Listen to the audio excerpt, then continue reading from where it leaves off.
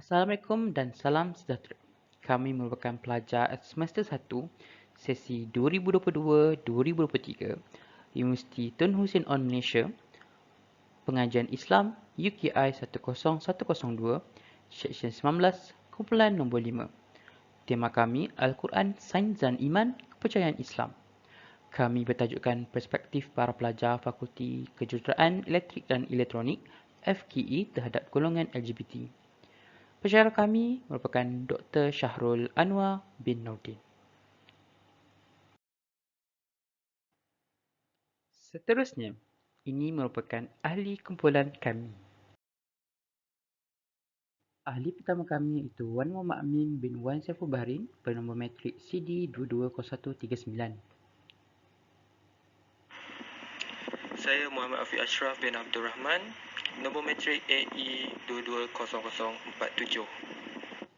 Assalamualaikum, nama Muhammad Fikri bin Yunus, nombor matrik CE 220039. Saya Muhammad Aziz bin Nasaruddin, nombor matrik AE 220030. Assalamualaikum warahmatullahi wabarakatuh.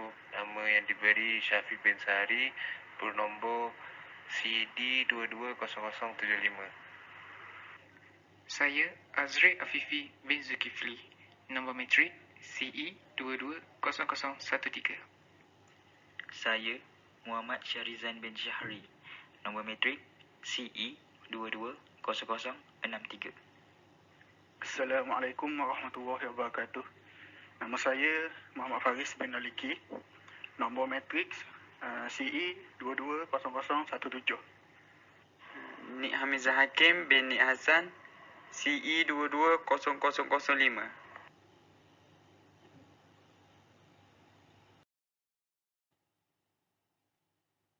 Bismillahirrahmanirrahim. Assalamualaikum. Saya akan memberitakan tentang pendahuluan. LGBT ialah singkatan yang menyatakan kepada kalangan lesbian, gay, biseksual dan transgender. Dalam kalangan LGBT ini adalah kelompok yang menghadapi kekeliruan identiti. Mereka ini terperangkap dalam fizikal jantina yang berlawanan dalam minda dan perasaan mereka. Seterusnya, berdasarkan kajian Suryanti pada tahun 2011, Malaysia dituntut enggan mengiktirafkan hak sexual orientation and gender identified (SOGI) sebagai hak asasi mereka. Nombor 4 pula, tuntutan pada tahun 2011 tersebut memberi isyarat yang jelas komuniti LGBT menginginkan layanan yang sewajarnya dan pengiktirafan seperti manusia biasa yang lain. Dan kelakuan LGBT sesungguhnya terpesong daripada hidup normal masyarakat di negara ini. Ini kerana ia melibatkan isu berkaitan agama dan tradisi di negara ini. Penyataan masalah. Melalui penyataan masalah yang didapati dalam perspektif para pelajar FKE terhadap LGBT yang merangkumi 4 kategori, iaitu diri sendiri, kenalan, keluarga dan masyarakat. Bagi faktor diri sendiri, salah satunya ialah kurang penghayatan agama sejak dari kecil. Dari segi kenalan, kebiasaannya, pergaulan dan lingkungan menjadi faktor terbesar menyumbang kepada kekacauan seksual. Seterusnya, dari aspek keluarga pula, pengalaman juga merupakan faktor seperti yang pernah didera oleh keluarganya sendiri sehingga merasakan kurang kasih sayang keluarga. Bagi kalangan masyarakat, perlakuan LGBT juga telah membawa masalah kepada tahap kesihatan masyarakat dalam negara ini. Seterusnya, kajian literatur. Fokus kami untuk dapatan kajian ini merupakan perspektif para pelajar FKE sama ada mendapat maklum balas yang positif atau sebaliknya.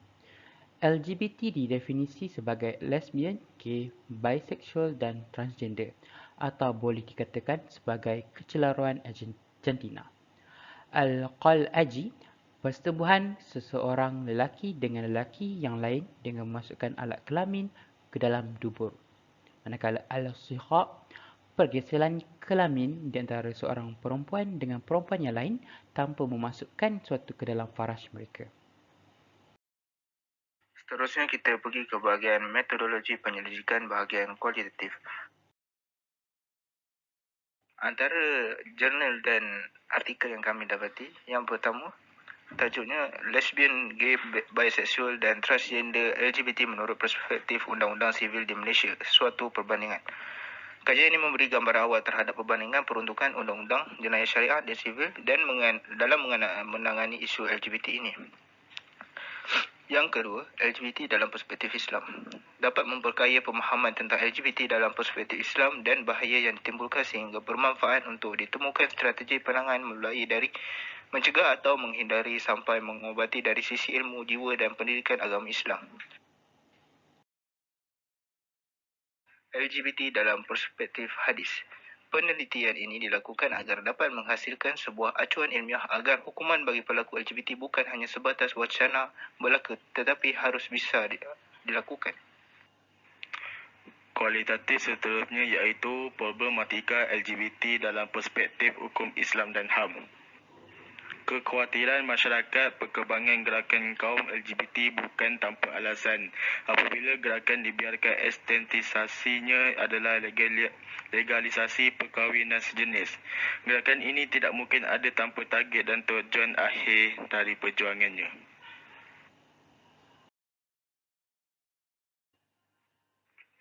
Seterusnya, hadis berkaitan laknat Allah yang melakukan perbuatan kaum Nabi Lut. Maksudnya, Allah melaknat sesiapa yang mendatangi binatang. Allah melaknat sesiapa yang melakukan perbuatan kaum Nabi Lut, melakukan perbuatan kaum Nabi Lut. Nabi SAW menyebutnya 3 kali.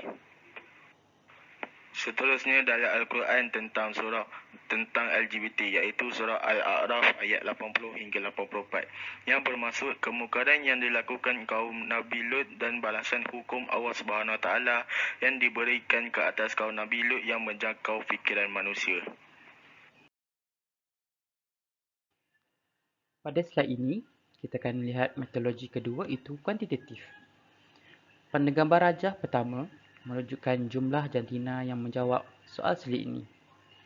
Lelaki sebanyak 23.39%, manakala perempuan sebanyak 36.61%. Pada gambar rajah kedua, kita dapat melihat kumpulan umur yang mengambil bahagian dalam menjawab kajian soal selit ini daripada umur 19, 20, 21, 22, 23, 24, 26 dan 28. Pada slide ini, kita akan melihat kuantitatif dalam perspektif diri sendiri. Gambar rajah pertama, responden ditanya, adakah anda seorang golongan LGBT? Seramai 53 orang, 89.8% mengatakan sangat tidak setuju, manakala terdapat 4 orang, 6.8% berasa ragu-ragu dan menjawab mungkin. Malangnya, seramai 2 orang, 3.4% mengakui diri mereka merupakan golongan LGBT. Pada gambar rajah kedua, responden diberikan soalan, adakah anda pernah berjumpa dengan golongan LGBT? Seramai 17 orang, 28.8% tidak pernah bertemu dengan golongan ini. 4 orang, 6.8% mungkin tidak pernah. 6 orang, 10.2% mengatakan mungkin. 11 orang, 18.6% dari responden bersetuju, manakala 21 orang, 35.6% sangat bersetuju.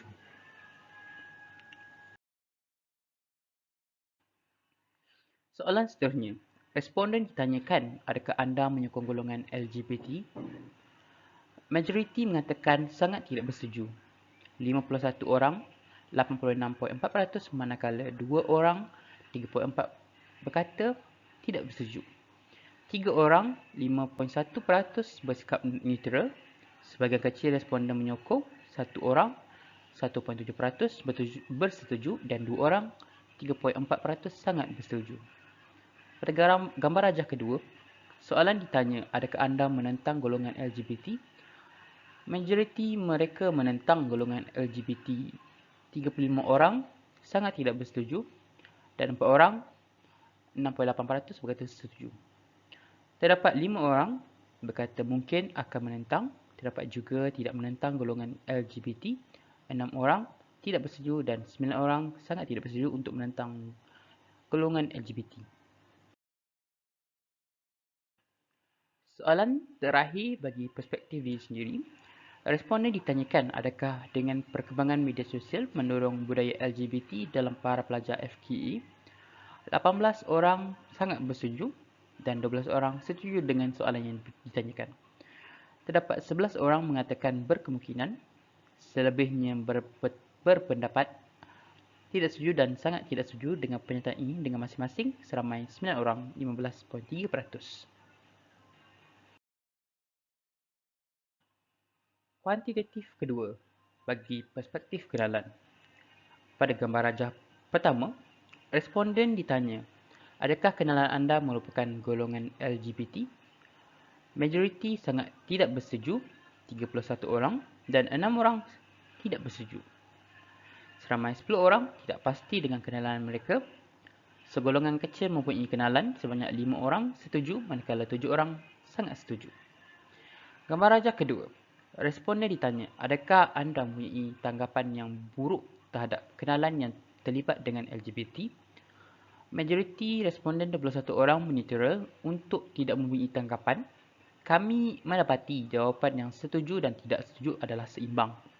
14 orang sebanyak 23.7% sangat tidak bersetuju dan 5 orang 8.5% tidak bersetuju dan 14 orang 23.7% sangat setuju dan 5 orang 8.5% setuju.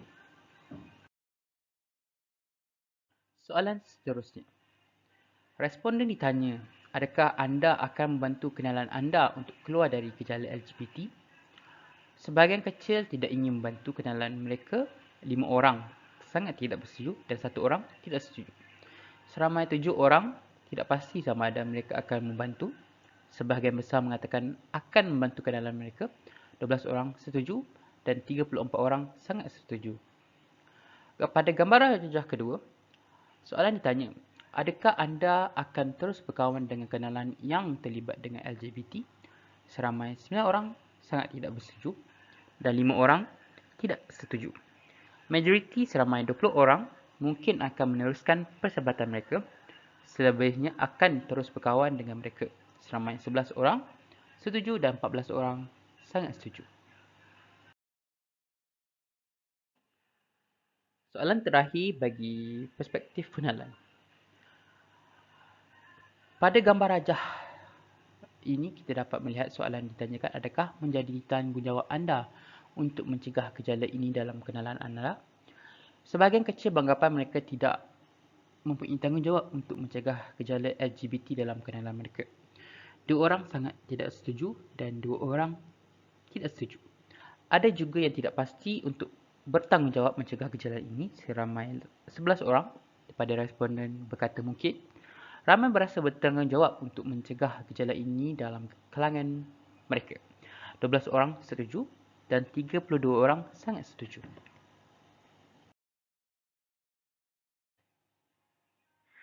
Seterusnya, perspektif responden terhadap ahli keluarga. Responden ditanya, adakah anda bersetuju jika seseorang ahli keluarga terlibat dengan LGBT? Rata-rata tidak setuju dengan pernyataan tersebut. 49 orang sangat tidak setuju dan 3 orang tidak setuju. Terdapat 4 orang menjawab mungkin. Hanya sebilangan kecil sahaja yang setuju di mana 1 orang berkata setuju dan 2 orang sangat setuju. Seterusnya, majoriti seramai 51 orang sangat tidak setuju untuk menyokong ahli keluarga mereka yang terlibat dengan kegiatan LGBT dan 1 orang berkata tidak setuju. Seramai 6 orang berkata mungkin menyokong dan terdapat seorang yang mengatakan akan sangat menyokong ahli keluarga mereka.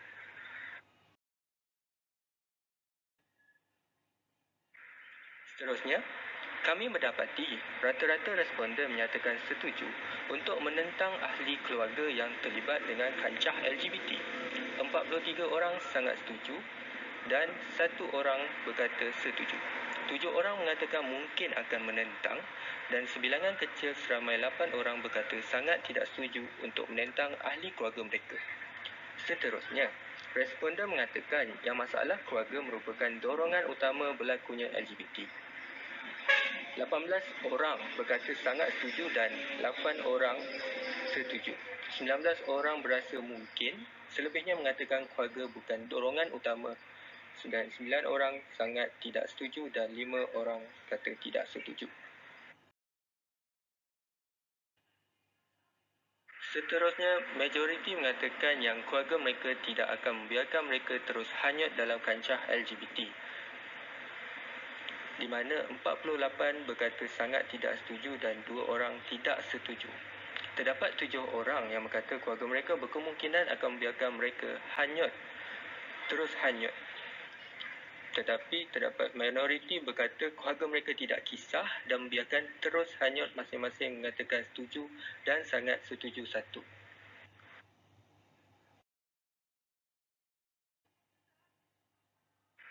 Akhir sekali, perspektif responden terhadap masyarakat. Rata-rata responden tidak setuju jika negara ini mengamalkan kegiatan LGBT, di mana 47 orang sangat tidak setuju dan 3 orang tidak setuju.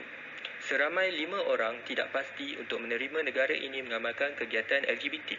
Tetapi, malangnya terdapat juga yang setuju untuk negara ini mengamalkan kegiatan LGBT, di mana 1 orang berkata setuju dan 3 orang sangat setuju. Seterusnya, majoriti mengatakan golongan ini semakin berani memperjuangkan budaya ini, di mana 32 orang sangat setuju dan 15 orang setuju dengan pernyataan tersebut. Seterusnya, 9 orang tidak pasti sama ada golongan ini semakin berani dan sekumpulan kecil mengatakan yang golongan ini tidak berani apabila ada orang yang menyokong mereka dengan seramai 2 orang sangat setuju dan 1 orang tidak setuju.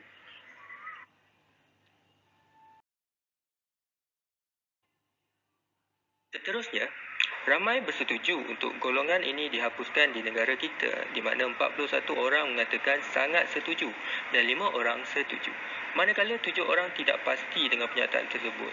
Segelintir mengatakan bahawa mereka tidak setuju untuk golongan ini dihapuskan di negara kita, sebanyak 4 orang sangat tidak setuju dan 2 orang tidak setuju dengan tindakan demikian. Seterusnya, ramai mengatakan kaunseling dapat membantu golongan ini keluar dari budaya LGBT, di mana 20 orang sangat setuju dan 15 orang setuju.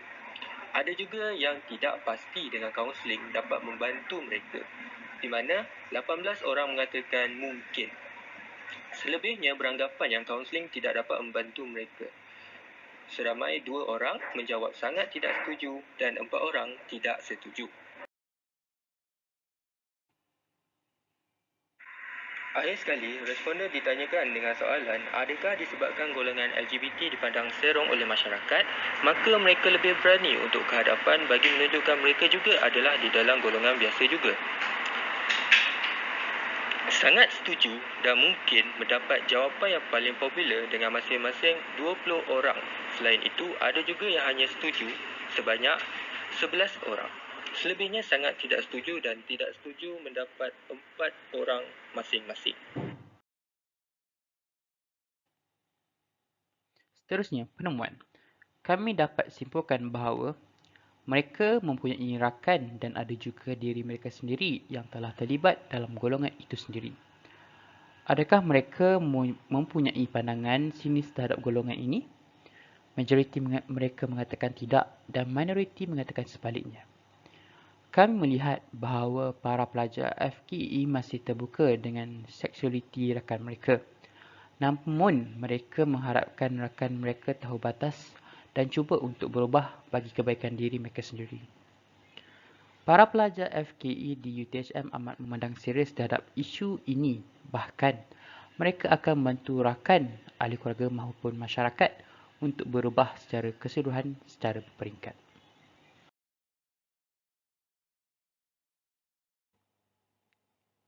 Seterusnya, ini merupakan lampiran yang kami lakukan pada setiap minggu untuk menyiapkan tugasan ini.